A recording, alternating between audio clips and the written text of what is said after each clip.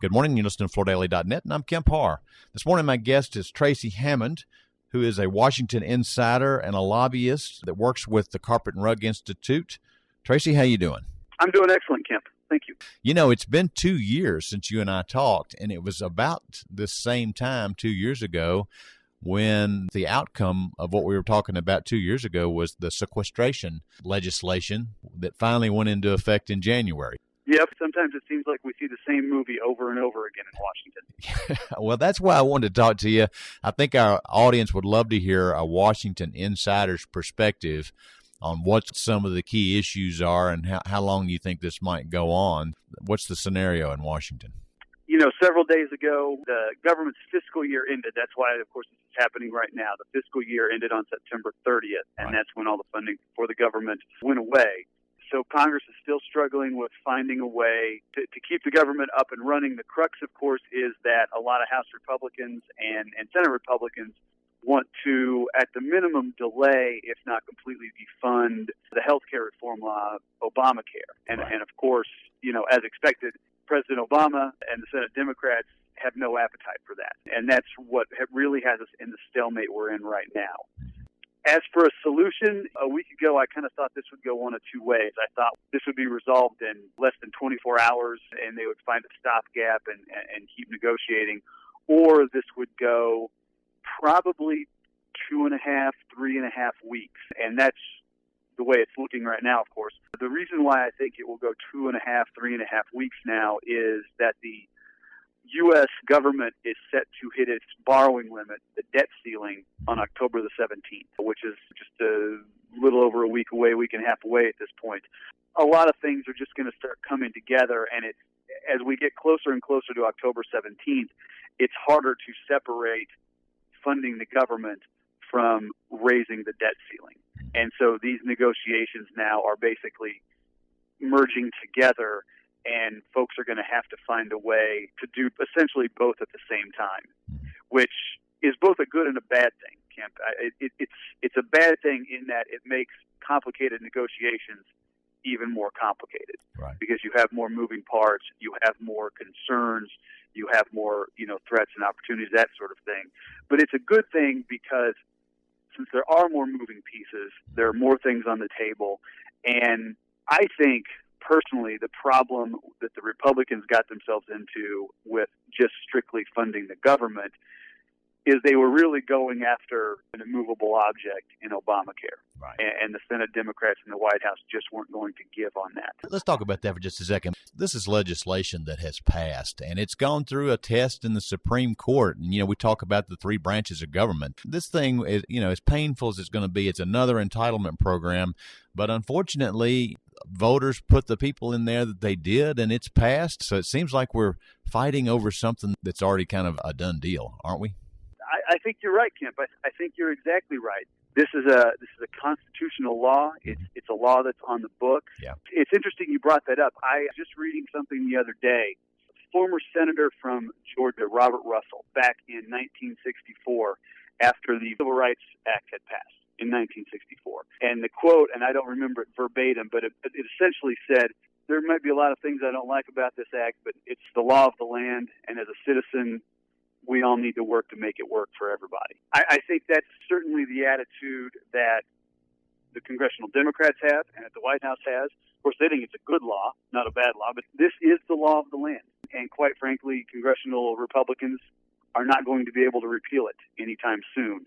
And so then you have to make the calculation, when do you stop fighting and when do you try to make it work? And right now, they haven't decided to make it work yet. And that's sort of the corner, at least at the moment, they've painted themselves into, because it's really difficult to see how they win on this issue given the way the votes are in Congress and President Obama in the White House. There's a senator from Tennessee that's up there, Bob Corker, and he's a little upset with the Republicans in the House right now. I think he wants to try to meet in the middle. Bonner's got his hands full to try to come up with some package where the right can get a few things that they want out of this through these negotiations, but they really can't get to a central consensus, can they? No, it's been really tough, and you're exactly right. Senator Corker has been very frustrated, not only with House Republicans, but with Senator Ted Cruz, his own Republican colleague in the Senate as well, and he's expressed as much publicly. It is difficult. You have the Democrats on one side, you have some moderates, both Democrat and Republican, on another side, and then you have almost a third tier, the very conservative right in the House. You know, one of the things that has put them all there, people compare this shutdown to what happened in 1995 and 1996 with Bill Clinton in the White House and Newt Gingrich as Speaker of the House. We've had 2 rounds of redistricting in the House. Some would call it gerrymandering, congressional districts. And a lot of these Republicans in the House now, their districts have become so Republican. And the same thing for the Democrats. Their districts have become much more Democrat as well. The incentive to compromise is a lot less than even it was 17 years ago, because their districts are so conservative or so liberal that there's not that incentive to reach across the aisle and work with people of the other party anymore, because their electoral fear more is that somebody is going to primary them from their own party because they're not extreme enough, and they don't have a fear about trying to be in the center and trying to be moderate anymore and make deals. That's just one of the other things that has kind of led us down the path that we're on right now. Yeah. You know, if we look into some of these European countries, certainly they've got their issues over there. But, I mean, $16 trillion worth of debt's a lot of debt. It seems like that there needs to be some awakening, if you will, that enough is enough. What do you think?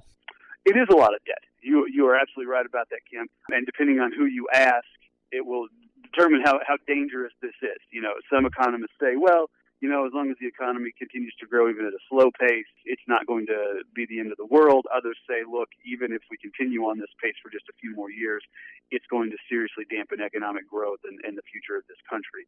I'm not an economist, so I don't know who is right, but just watching the news or reading something in the paper, $16 trillion is a tremendous number, and it's hard to even get your head around. I think ultimately there's going to have to be, the term of art in Washington is a grand bargain, and that will involve some sort of tax reform, that will involve some changes to entitlements like Social Security and Medicare, and maybe some changes to Obamacare. But it's going to be painful for both sides, and both sides are going to walk away hopefully having some wins, but almost certainly having some losses. But that's what it's going to take. Tweaking things around the edges, or just one side dictating to the other, is not going to change the trajectory, and it's not going to change that $16 trillion figure. And you being an insider, I don't know what you think the solution should be, but, you know, I've heard one solution that I think is pretty smart, but it's the 1 cent solution, which is just take 1% of everything and cut that every year across the board. That would hit the entitlements, it would hit defense, it would hit everything. Just get it down where it's in a consumption level that's palatable. That's an interesting thought, Kemp.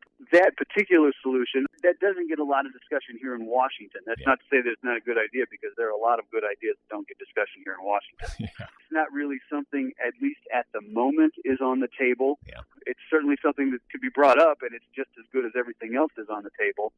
Right now, obviously, a lot of talk is around a couple of things. One, obviously, about Obamacare, although, you know, as important as that law is, it doesn't get to the heart of the fiscal problem that this country has. Right or wrong about Obamacare, that's not going to fundamentally change the $16 trillion figure you mentioned. What does that are entitlement spending. What does that is our tax code, you know, and what does that is to some degree discretionary spending. And with sequestration that we talked about a couple of years ago, it's not the most perfect solution for discretionary spending, but it's certainly an effort, and it's an important movement on that, you know, we are cutting discretionary spending more than really we've ever done in the nation's history. Yeah. Well, we need to. That's part of the solution. Nobody wants to go on record, but I was talking to a couple of major executives with some of these big mills in the floor covering business, and this new health care law is going to cost them a fortune. And what that means is that floor covering is going to get more expensive because of this health care law. So that's the reality we're in right now. When you tax corporations, they pass it on. That is true. This is a big problem, and people now are saying, you know, look, we have a big problem. We need a big solution. One of those solutions is the tax code. It's overly complicated, both for individuals and for businesses. It hasn't fundamentally been changed since 1986, you know, nearly 30 years ago at this point. And they're not going to do that in the next 2 weeks, so they got to come up with a short-term solution to at least get this thing moving, don't they? That is exactly right. We are not going to get comprehensive tax reform in the next 2 weeks. We're probably not getting it before the end of the year. That is a longer-term thing, and we are going to have to figure out a way. This may be something where they just have to kick the can down the road for 6 months and try to put some sort of framework in place in a bill that they pass, saying, all right, we're going to do X, Y, Z within these parameters over the next 6 months to address taxes or to address entitlement spending, something like that. Kemp, you and I may be having this same conversation in March, if something like that happens. It's hard to see what else can come together in the next 2.5 weeks that gets the government up and running and prevents the U.S. government from defaulting on its debt. I appreciate you spending time with us and giving your insider perspective. Again, we've been talking to Tracy Hammond, who's an insider in Washington and a lobbyist with the Carpet and Rug Institute. And you've been listening to Kemp Harr and FloorDaily.net.